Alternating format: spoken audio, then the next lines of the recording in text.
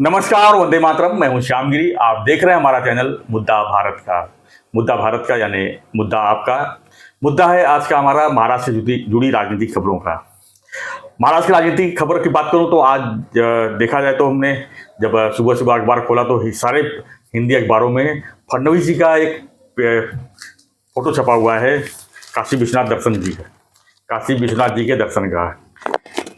तो ये जो फोटो छपा है काफ़ी कई सवाल खड़ा करते हैं और इसके जवाब भी काफ़ी हैं इसमें, क्योंकि फडणवीस जी पहली बार तो नहीं गए हैं काशी विश्वनाथ जी के दर्शन करने। इसके पहले भी कई बार गए थे लेकिन इस तरह के फोटो नहीं छपे थे। तो इसका क्या अर्थ निकाला जाए, क्या कहा जाए, क्योंकि हम कई दिन से चर्चा कर रहे हैं कि देवेंद्र जी का जो है राष्ट्रीय अध्यक्ष बनना लगभग तय माना जा रहा है। कहीं उसका ये पहलू तो नहीं है, इसी पर हम आज चर्चा करेंगे। हमारे साथ में नवभारत के वरिष्ठ पत्रकार सूर्यप्रकाश मिश्रा जी। हम इसे जानेंगे कि जो ये पेपरों में छपा हुआ इस तरह से एडवर्टाइज है ये, क्योंकि खबर तो इस तरह नहीं छपता है। पूरी अखबार में फ्रंट पेज या सेकेंड पेज में इस तरह का फोटो छपना काफ़ी मायने रखता है। मिश्रा जी, आप क्या कहेंगे? आप फोटो देख रहे हैं यहाँ पर और कई अखबारों में ये फोटो छपा हुआ है, खासकर हिंदी पेपरों में। नमस्कार। हाँ, ये मैंने भी देखा हर अखबार में, निसंदेह हिंदी के अखबार में विशेषकर देवेंद्र फडणवीस जी का फोटो छपा है, हर हर महादेव कर रहे हैं और ये हिंदी भाषी समाज की तरफ से ये बिल्कुल अपील। और इसमें ये भी दिखाया है हाँ, निवेदक के रूप में समस्त उत्तर भारतीय समाज महाराष्ट्र ये देखा गया है। देखिए, महाराष्ट्र जैसा कि आप सभी जानते हैं, सभी हमारे दर्शकगण भी समझ रहे हैं कि महाराष्ट्र में चुनाव आने वाला है और नजदीक है चुनाव का माहौल। लोकसभा चुनाव बीत गया है और विधानसभा चुनाव की घंटी बज चुकी है एक तरीके से।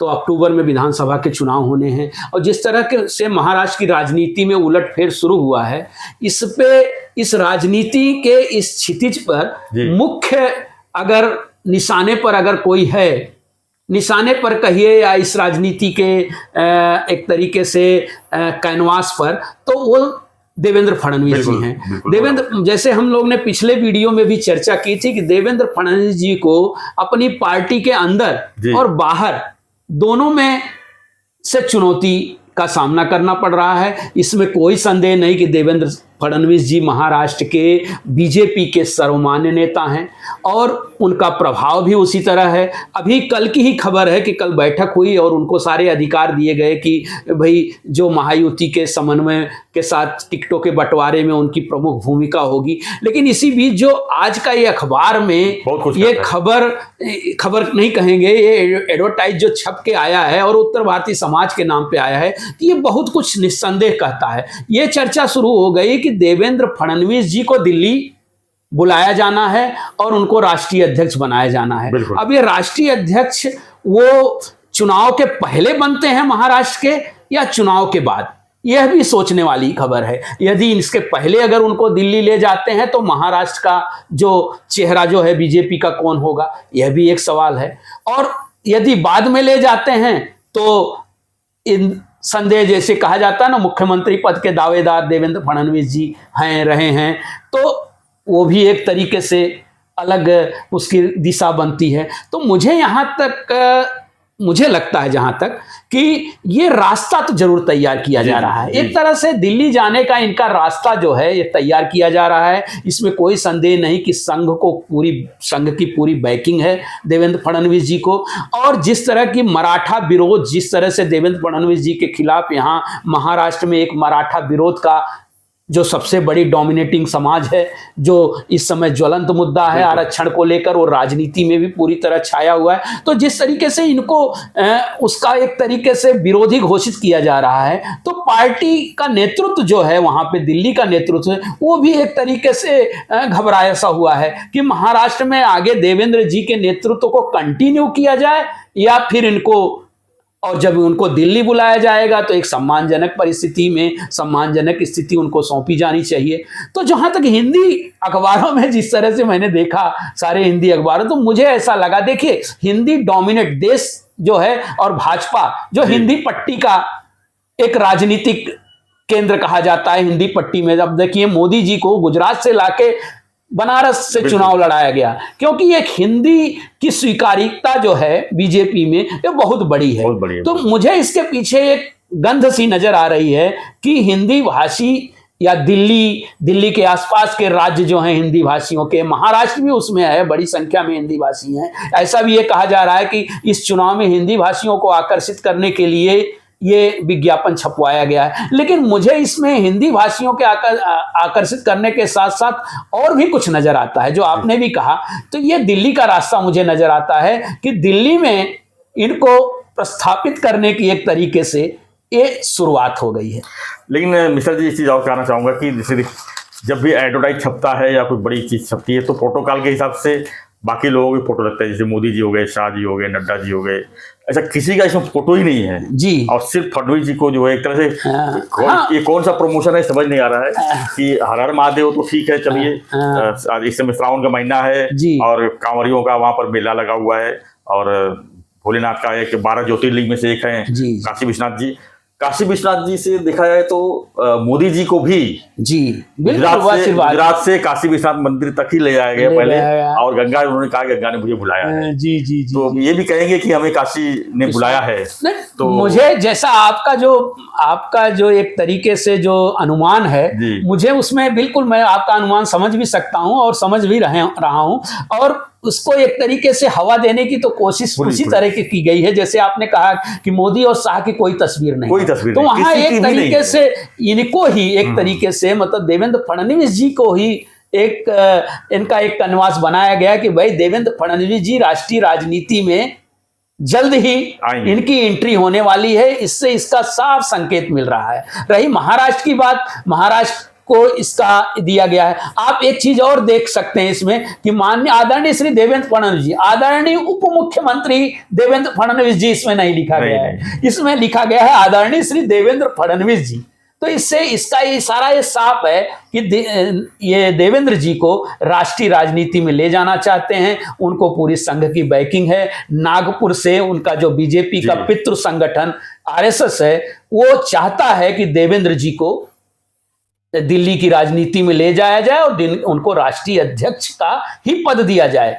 कुछ लोग चर्चा कर रहे हैं महाराष्ट्र के पत्रकार कि इनको मंत्री बनाया जा सकता है। ये केंद्रीय मंत्री बनाने के लिए या ऐसा कुछ नहीं होगा, या हो सकता है जैसे मनोहर पर्रिकर को रक्षा मंत्री बना दिया गया या वित्त मंत्रालय बड़ा मंत्रालय दिया जाए, और उस योग्य हैं क्योंकि ये पहले ऐसे आपकी जानकारी के लिए मुख्यमंत्री रहे जिन्होंने लगातार 5 साल तक महाराष्ट्र का शासन चलाया है। अब महाराष्ट्र में देखिए शरद पवार जी रहे, वो 5 साल लगातार कभी भी सीएम नहीं रहे। 4 बार मुख्यमंत्री रहे, लेकिन कभी एकमात्र ऐसे व्यक्ति देवेंद्र फडणवीस जी जो लगातार 5 साल तक महाराष्ट्र की राजनीति में छाए रहे, मुख्यमंत्री रहे और सफलतापूर्वक शासन चलाया। मेरे लगता है कि 2019 में उद्धव जी दगा नहीं दिए होते, 10 साल में निकलते। हो सकता है, बिल्कुल वही। उसके बाद बहुत सारा उलटफेर हुआ। अब जो मराठा इस समय जो है ना, वो एक्चुअली बीजेपी बैकफुट पर है। मराठों की राजनीति के चलते, मराठा आरक्षण के चलते बीजेपी बैकफुट पर है, इसमें कोई संदेह नहीं। अब ये मुझे ऐसा लगता है कि ये जो विधानसभा का आने वाला चुनाव है, इसमें बीजेपी का शीर्ष नेतृत्व यह भी सोच रहा है कि सामूहिक नेतृत्व दिया जाए, न सिर्फ देवेंद्र फडणवीस जी को आगे करके सामूहिक नेतृत्व। इसलिए उन्होंने सामूहिक नेतृत्व में कई लोग हैं, उसमें ओबीसी के भी नेता हैं, महाराष्ट्र के बीजेपी के, उसमें मराठा के भी नेता हैं। अब ये सवाल ये पैदा होगा, हो सकता है कि अगर इनको राष्ट्रीय अध्यक्ष बनाया जाए तो विनोद तावड़े महामंत्री हैं, विनोद तावड़े मराठा समाज से हैं, राष्ट्रीय महामंत्री, उनको वापस दिल्ली से मुंबई या महाराष्ट्र भेजा जा सकता है। तो ये राजनीति हाँ राजनीति है। इस राजनीति की दिशा जो है ना, बीजेपी ने बहुत सोच समझ कर तय की है, और वो विधानसभा चुनाव में भी ये साबित होता है। उनके कार्यकर्ता स्वयं कर रहे हैं या नेता कुछ कह रहे हैं कि अगर देवेंद्र फडणवीस के बिना अगर विधानसभा का चुनाव यहाँ लड़ा जाता है, उनके नेतृत्व के बिना, तो क्या स्थिति होगी। बिल्कुल। लेकिन बीजेपी को यह भी डर है कि देवेंद्र फडणवीस के नेतृत्व में अगर लड़ा गया पूरी तरह, तब क्या होगा, तब भी मराठा समाज जो है, ओबीसी को लेकर भी इनके मन में शंकाएं प्रकट की। और सबसे बड़ी समाज देखिए, जातिगत राजनीति से पूरा देश जो है वो चल रहा है जातिगत। देवेंद्र फडणवीस ब्राह्मण समाज के से आते हैं। हालांकि इसमें कोई संदेह नहीं कि 5 साल की राजनीति में ब्राह्मण समाज ऐसा कुछ डोमिनेटिंग नहीं दिखा, लेकिन मराठा समाज की जिस तरह से राजनीति उभर कर आई है इन 4-5 सालों में, तो देवेंद्र फडणवीस जी या बीजेपी बैकफुट पर तो गई। लेकिन देखा जाए तो फडणवीस जी जो है ब्राह्मण होते हुए भी मराठाओं को न्याय दिया था, बिल्कुल बांटी और बहुत आरक्षण का कोर्ट में टिकाया, कोर्ट में नहीं टिक पाया, नहीं हाई कोर्ट में तो टिकाया, हाई कोर्ट में टिका, लेकिन उसमें ऐसे नजर नहीं आई। लेकिन देवेंद्र फडणवीस, अब देखिए राजनीति में होता है कि भाई एक ब्राह्मण समाज का मुख्यमंत्री अगर सब पे भारी होता है तो उसके खिलाफ कुछ चीजें होती हैं, राजनीति है। लेकिन राष्ट्रीय स्तर पर अब ये मुझे लगता है, कुछ लोगों से चर्चा, वरिष्ठ पत्रकारों का कहना है कि राष्ट्रीय राजनीति में तो ब्राह्मण चल जाएगा, लेकिन स्टेट की राजनीति, गडकरी भी रहे हैं, लेकिन स्टेट की राजनीति में जो है वो ब्राह्मण को नहीं पचा पाएंगे। इस तरह का ये डोमिनेटिंग चीज है, राजनीति है। इसीलिए उन्होंने एक तरीके से देवेंद्र फडणवीस को एक रास्ता तैयार कर रहे हैं कि उनको राष्ट्रीय राजनीति में ले जाके राष्ट्रीय अध्यक्ष बनाया जाए, और इससे देवेंद्र फडणवीस जी का कद जो है कम नहीं होगा, उनका कद और बढ़ने वाला है। और आगे आने वाली पीढ़ी, जैसे देवेंद्र फडणवीस जी हैं, उत्तर प्रदेश से योगी जी हैं, आपने जैसे बनारस की बात की, काशी विश्वनाथ मंदिर, तो ये एक हिंदी सर्वमान्यता को लेकर, जैसे बोलते हैं ना, सर्वमान्य नेता बनाने की दिशा में एक कदम मुझे ऐसा लग रहा है।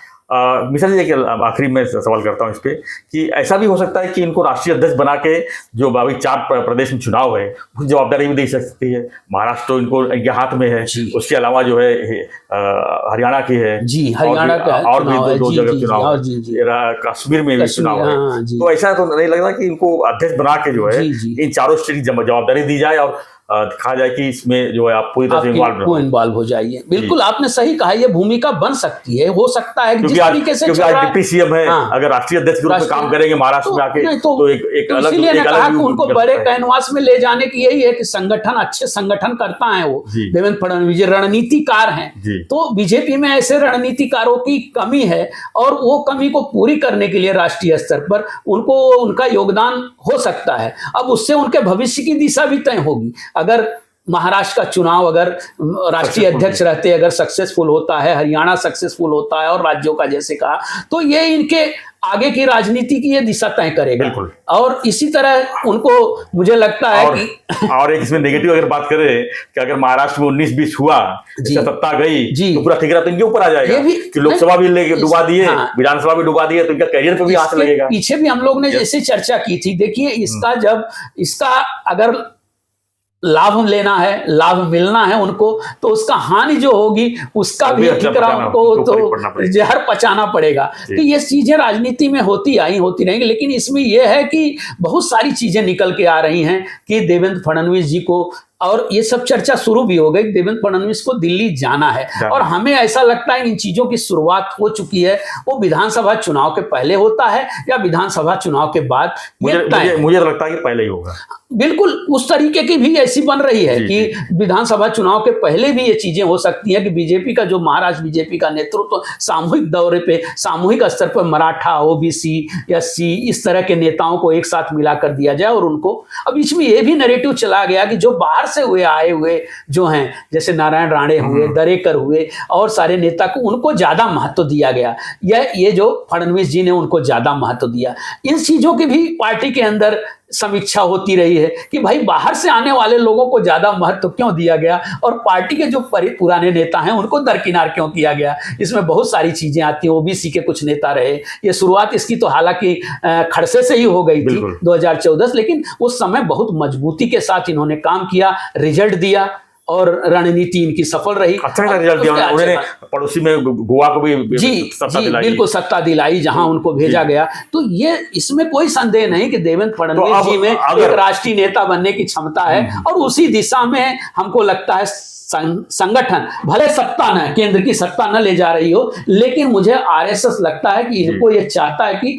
आरएसएस ये चाहता है कि राष्ट्रीय राजनीति में महत्वपूर्ण भूमिका देवेंद्र फडणवीस जी निभाएं। अगर फडणवीस जी यहाँ से गए, राष्ट्रीय अध्यक्ष बन गए, तो महाराष्ट्र चेहरा किसको देख रहे हैं आप? वही तो मैंने कहा कि महाराष्ट्र में कोई उस तरह का चेहरा नहीं। महाराष्ट्र को सामूहिक चेहरा, बीजेपी महाराष्ट्र को अब चेहरा नहीं देगी। देवेंद्र फडणवीस तो चेहरा अपने बल पे बने थे, लेकिन इस समय महाराष्ट्र में ऐसा कोई अकेला चेहरा नहीं है बीजेपी के सामने, ये फडणवीस जी को छोड़कर। फडणवीस जी महाराष्ट्र का अल्टीमेटली चेहरा है। ये राष्ट्रीय अध्यक्ष हो भी जाते हैं तो भी महाराष्ट्र के चेहरे रहेंगे, मुझे लगता है। जैसे आपने कहा, अगर जीत हुई तो उसका चेहरा भी बंधेगा, हार हुई तो उसका ठिकरा भी फोड़ा जाएगा। लेकिन इस समय ऐसा लग रहा है कि महाराष्ट्र जो है, केंद्र जो सोच रहा है, केंद्रीय नेतृत्व, कि महाराष्ट्र का एक सामूहिक नेतृत्व दिया जाए। इसमें मुनगंटीवार हैं, इनके प्रदेश अध्यक्ष हैं, पाटिल हैं, और भी नेता हैं, ऐसे पंकजा मुंडे जी हैं। किसी को एक चेहरा मुझे नहीं लगता कि ये किसी एक को देंगे, और एक के सहारे चलेगा भी नहीं। धन्यवाद मिश्रा जी। तो हमारा चर्चा यही था, इसका विषय था कि देवेंद्र फडणवीस का जो जिस तरह से अखबारों में फोटो छपे हैं फ्रंट से लेके अंदर तक, इस तरह के, तो इसी पर हम चर्चा कर रहे थे। तो फ्रेंड्स, आपकी क्या प्रतिक्रिया है? क्या लगता है फडणवीस जी की विदाई अगर होती है महाराष्ट्र से, उनको बड़ा कद मिलता है, राष्ट्रीय नेता बनाया जाता है, तो क्या लगता है कि बीजेपी को कितना और पावरफुल बना सकते हैं, या जो है महाराष्ट्र से चुनाव है उसमें कितना कामयाबी ले सकते हैं? तो आपकी क्या प्रतिक्रिया है फ्रेंड्स, हमें कमेंट बॉक्स में लिखिए, और बने रहिए ऐसी खबरों के लिए। देखते रहिए हमारा चैनल मुद्दा भारत का। चैनल को लाइक, शेयर और सब्सक्राइब जरूर करें। धन्यवाद मिश्रा जी, धन्यवाद, जय हिंद।